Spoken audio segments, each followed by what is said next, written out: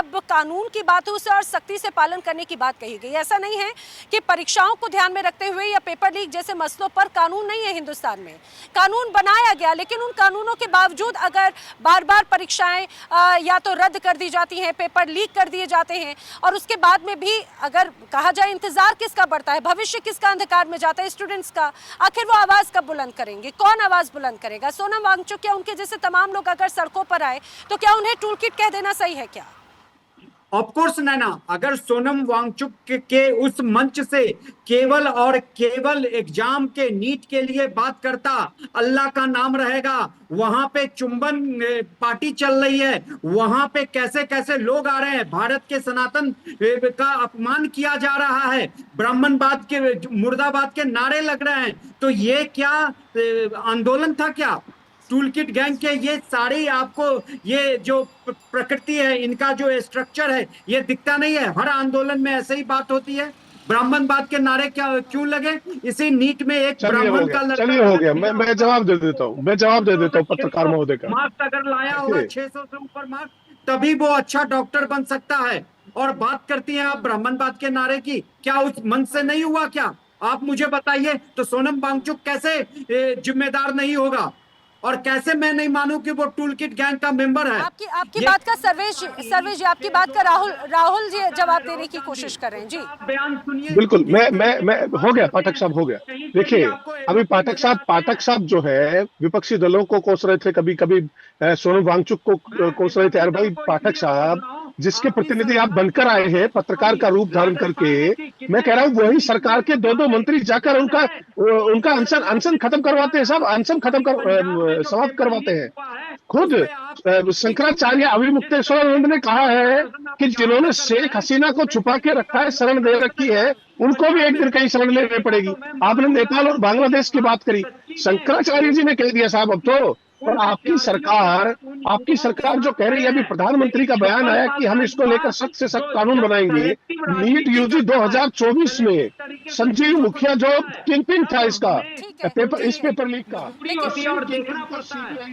Clean chit दे दिया कल ही, प्रधानमंत्री का बयान आने से तत्काल पहले।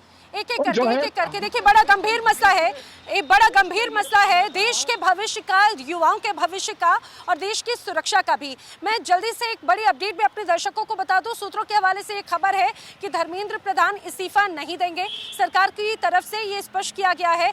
ऐसा सूत्रों के हवाले से माना जा रहा है कि जो तय किया गया है, इस्तीफा सिर्फ इस्तीफा ही समाधान नहीं है। राम कुमार जी, क्या इससे नाराजगी कम हो जाएगी क्या? विद्यार्थी जो अभी इसी बात पे डटे हुए हैं, आपको ऐसा लग रहा है कि भले ही जो तमाम समाधानों की बात हो रही है वो शांत हो जाएंगे क्या? देखिए, इन कांग्रेसियों के साथ साथ में आप भी दो आंख क्यों कर रही हैं? 19 जुलाई का पंजाब का नहीं पूछ रही हैं, केरल का नीट के विद्यार्थियों पर दंडित करने वाला कार्य नहीं पूछ रही हैं आप, और खालिस्तानी पन्नू की बात नहीं पूछ रही जिसने 10 लाख डॉलर विद्यार्थियों की बात कर रही हूँ मैं देश के भविष्य की बात कर रही हूँ। राम कुमार जी, मैं देश के भविष्य, देश भर के परीक्षाओं की बात कर रही हूँ। देश का कानून पूरे भारत के लिए है, हर हिस्से के लिए है। केरल के लिए क्यों नहीं बोल रहे? वहां भी तो डंडे बरसाए गए। हमारा भी सवाल, अरे भाई वहां पे सेना का इस्तेमाल नहीं किया, वायुसेना का इस्तेमाल तो पेपर में प्रधानमंत्री ने किया है। बड़े बड़े दम आप भर रहे थे, आप कांग्रेस को कोसकर और विपक्ष को कोसकर कब तक कांग्रेस की देन है सब। और सुनिए नैना जी, शिक्षा मंत्री नैना जी, बोलिए इनको चुप कराइए ना, नीट को बुला के बिठाइएगा वन मैन शो, बोलने ही नहीं दे रहे हैं। देखिए, खालिस्तान के राहुल जी सुन लीजिए जरा, सुन लेते हैं जरा जी। खालिस्तान के बारे में, पन्नू के बारे में क्या कहना है, जिसने कहा 10 लाख डॉलर और मेरी ऑनलाइन मीटिंग हुई है, पूछिए। और राहुल जी का क्या संबंध है? राहुल जी उस मंच पे गए क्या? राहुल जी प्रधानमंत्री आवास के पास सो रहे हैं? राहुल जी हे राम गांधी जी के यहाँ जा रहे हैं? तो राहुल जी का इस छात्रों से क्या संबंध है? और यहाँ के इनके कार्तिक चिरम बोल रहे हैं कि सोनम वांगचुक इस आंदोलन के नेता नहीं है, छात्र नेता है। कौन इनको परमिशन दिया? कांति सारथी का, चिदम्बरम का? ये हाईजैक कर रहे थे अच्छा ठीक है, ये। अच्छा ठीक है, लेकिन सर्वेश जी, राम कुमार जी की इस बात का मुझे जवाब दीजिएगा। इस पूरे आंदोलन में हमने अलग अलग स्वरूप देखे, अलग अलग वीडियोस देखे। एक वो हिस्सा भी देखा जो कई विद्यार्थी पुलिस वालों की भी रक्षा कर रहे थे। इस आंदोलन में कई अभिभावक भी मौजूद थे जिन्होंने नीट के दौरान जब बच्चों की परीक्षाएं रद्द हुई, कई बच्चे ऐसे जिन्होंने सुसाइड किया, कई जिनकी एज निकल गई, उनका भविष्य अंधकार में हो गया। हमने कई पेरेंट्स को भी देखा, हमने एक वो हिस्सा भी देखा जो टुकड़े टुकड़े या भारत की मुर्दाबाद होने तक के नारे एक तरह से लगाते हुए नजर आए। ये किस तरह की गैंग एक्टिव हुई है? क्या ये अब पूरा आंदोलन क्या एक दूसरी तरह से राजनीति की भेंट चढ़ता हुआ नजर आ रहा है? नैना देखिए, जो बच्चों ने अपने आप को खत्म कर लिया, ये हम कहते हैं कि उन बच्चों ने कायरता अपनाया, वो उससे नहीं लड़ पाए।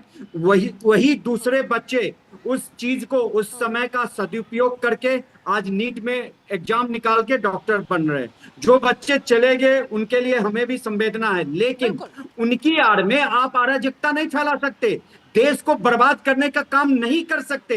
ये अभिजीत दीपके होता कौन है आप बताइए? अगर धर्मेंद्र प्रधान का इस्तीफा मांगा जा रहा है तो इससे पहले अशोक गहलोत ने क्यों नहीं इस्तीफा दिया? आज पेपर लीक के मामले में जितनी जिम्मेदार बीजेपी को बनाया जाता, उतना जिम्मेदार कांग्रेस पार्टी भी है।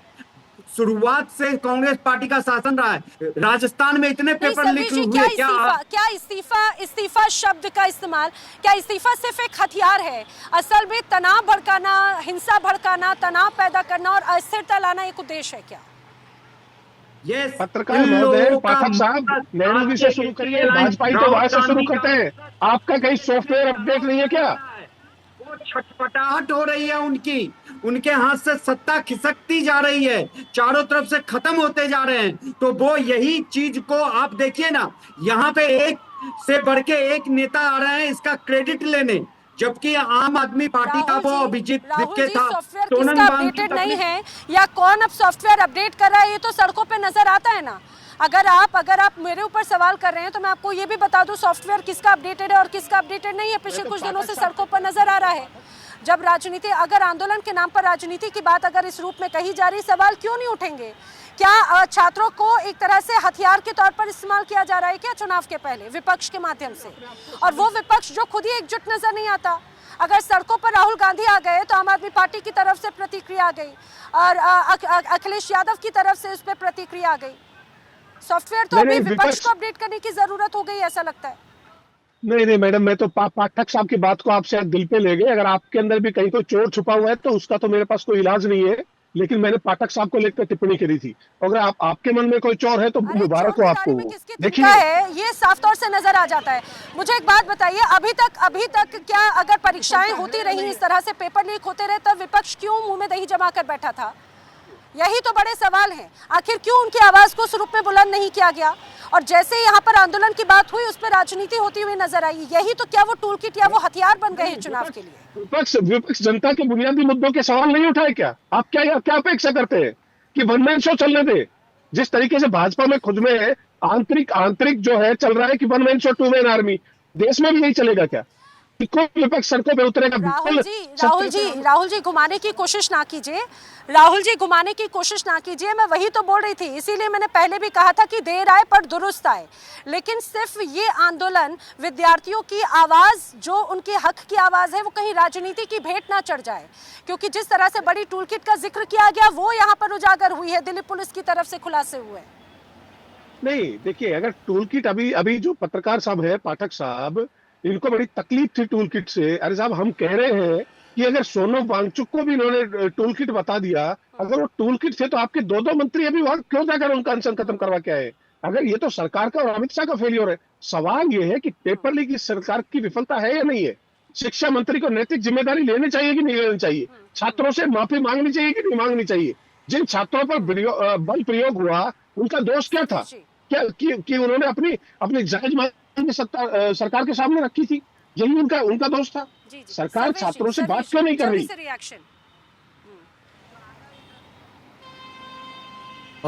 देखिए राहुल भाई, आपने बहुत अच्छा किया, धर्मेंद्र प्रधान का इस्तीफा मांग रहे हैं। मुझे बताइए, जो राजस्थान में पेपर लीक हो रहे थे तो सचिन पायलट को अशोक गहलोत का इस्तीफा मांग रहे थे, अशोक गहलोत ने इस्तीफा दिया? इस्तीफा देना एक सोल्यूशन नहीं होता है। यूपी में पुलिस भर्ती परीक्षा लीक हो गई, उसके बाद यूपी में योगी जी ने जिस तरीके से उस भर्ती परीक्षा को करवाया, वो अपने आप में एक उदाहरण प्रस्तुत होना चाहिए। देखिए, ये मैंने बार बार कहा, सब एक दूसरे के ऊपर बात डाल दीजिए कि राजस्थान में ये हुआ, मध्य प्रदेश में हुआ, दिल्ली में ये हुआ। असल में उन सारी चीजों की राजनीति का भेंट हमेशा से सिर्फ आम व्यक्ति होता है। और इस बार जो जिस रूप में छात्र हुए अपनी आवाज बुलंद करें, लेकिन याद रखिएगा पब्लिक है, सब जानती है उनका हथियार किस रूप में किया जाता है। और वाकई में अगर वो हथियार बन गई तो उसके बाद में उसका जवाब भी वो अपने वोट के माध्यम से देती है। आप सभी मेरे साथ इस चर्चा में शामिल हुए, आप सभी का बहुत शुक्रिया। तमाम बड़ी खबरें इंडिया डेली पर लगातार आगे जा रही हैं। देखिए इंडिया डेली 24/7 अब आपकी स्मार्ट टीवी पर। इंडिया डेली मौजूद है सभी डिजिटल प्लेटफॉर्म पर लाइव और लगातार। इंडिया डेली 24/7 हर दिन राष्ट्र को समर्पित।